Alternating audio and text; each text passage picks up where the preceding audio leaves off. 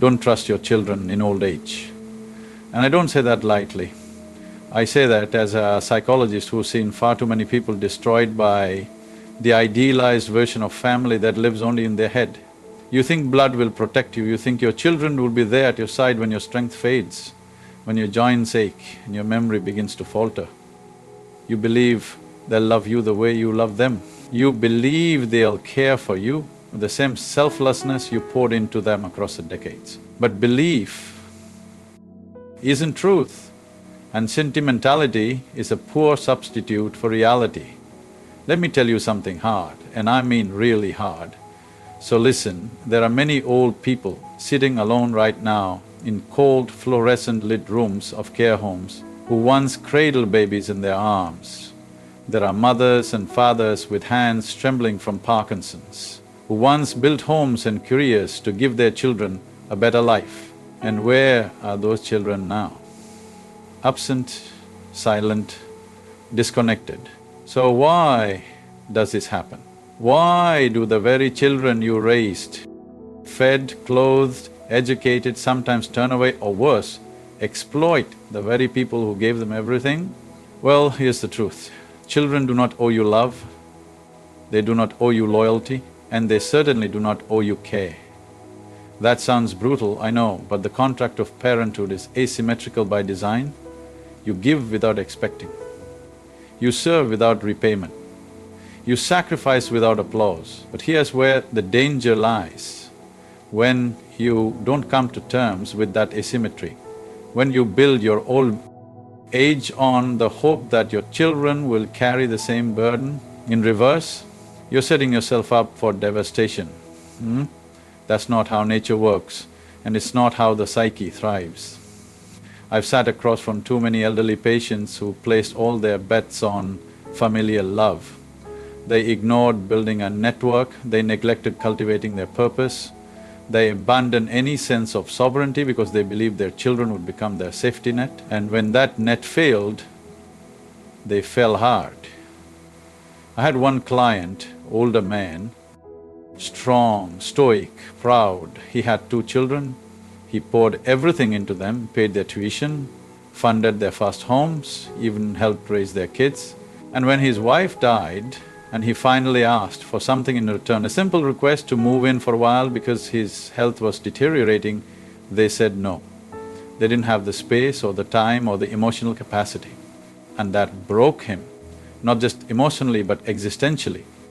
He couldn't understand how the people he would have died for could walk away when he needed the most, but the answer wasn't cruelty, it was human nature. They had their own lives, their own chaos, their own wounds, and they couldn't or wouldn't carry his. Now, does that mean all children will abandon their parents? No, of course not. Some are loyal beyond measure, some are kind, some rise to the occasion magnificently. But that is the exception, not the rule, and if you build your life around exceptions, you are gambling with your future. You are confusing hope with strategy. So what do you do instead? You build 3 pillars, 3 solid, grounded, immovable pillars that you can lean on when your strength fails and the tides of time try to wash you away.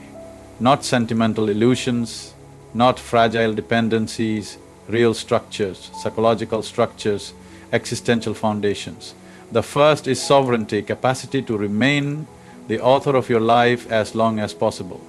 This means physical health, yes, of course. Eat properly, move daily, sleep deeply. But beyond that, it's the ability to think, to decide, to retain the reins of your own destiny. Do not hand over the steering wheel of your life to your children just because you grow old. Too many elderly people surrender their agency too early. They believe age disqualifies them from autonomy. But that's a lie. As long as your mind functions, as long as your voice can speak, you fight to stay in control. Because when you give up control, what you get in return is not peace, it's infantilization. Your choices are overridden, your opinions are dismissed. You become someone to be managed, not respected, and that corrodes the soul. I watched this happen to a woman, let's call her Eleanor. She was a fiery spirit in her youth, built a business, raised 4 kids, buried her husband, and then at 76, she handed her finances over to her daughter just to make things easier. Within a year, she was broke, not because her daughter was malicious, but because she didn't understand how to manage wealth. Eleanor lost her independence, and more than that, she lost her voice. So, retain your sovereignty, make plans, handle your finances, set boundaries, speak your mind. Age should not mean silence, age should mean wisdom demand. Wisdom demands expression. The second pillar is community, and this is crucial because the most dangerous myth we've inherited is that family will be enough. It won't. You need friends, allies, neighbors. You need the woman down the street who checks in on you. You need the man at the coffee shop who notices when you're not around. You need a tribunal, just a tree. In fact, the healthiest elderly people I've encountered mentally and emotionally weren't the ones with the most children, they were the ones with the most connection. They built lives full of contribution, they volunteered, they mentored, they joined clubs. They were embedded in the community, not isolated in the echo chamber of their living room. So, if you're listening to this and you're older or even just approaching that stage, you must ask yourself, have I built a life where people would miss me if I disappeared? Not because they're obligated to, but because they care. That is a life well constructed. That is a safety net of human dignity. Now the third pillar, perhaps the most important of Alice's meaning, you must have something to live for that transcends comfort, that transcends even relationships, something sacred, something personal. Because here's the brutal truth, even if your body holds up, and even if your children stay loyal, and even if your community surrounds you, you will still face the dark, the loneliness of 3 o'clock IMing, the ache of missing those who died, creeping awareness of your own mortality, and in those moments, you must have something bigger than pain.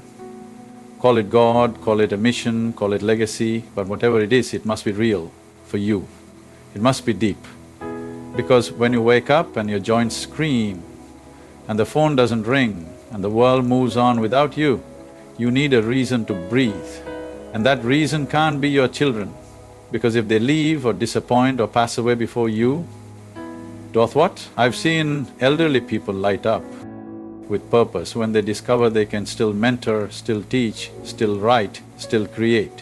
One man I knew, 87 years old, began painting for the first time in his life.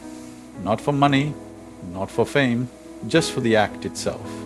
He said it made him feel alive again, like time didn't own him. And that's the trick, isn't it? To live in such a way that time doesn't own you. You do not need to become a bitter, dependent shell of yourself just because you enter the latter chapters of life. You do not need to tolerate disrespect or invisibility or abandonment.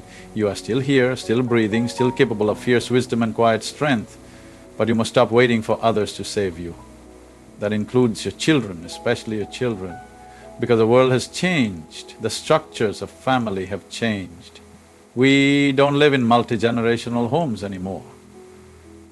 We don't share communal farms. We live in scattered cities with fractured routines. And our kids, they're buried under the weight of their own chaos, their own anxieties, their own identities. It's not that they don't love you, it's that they're drowning. So don't cling to them like a life raft, you'll both go under. Instead, become the lighthouse, become the solid ground. Be the elder who shows them how to live by how you grow old.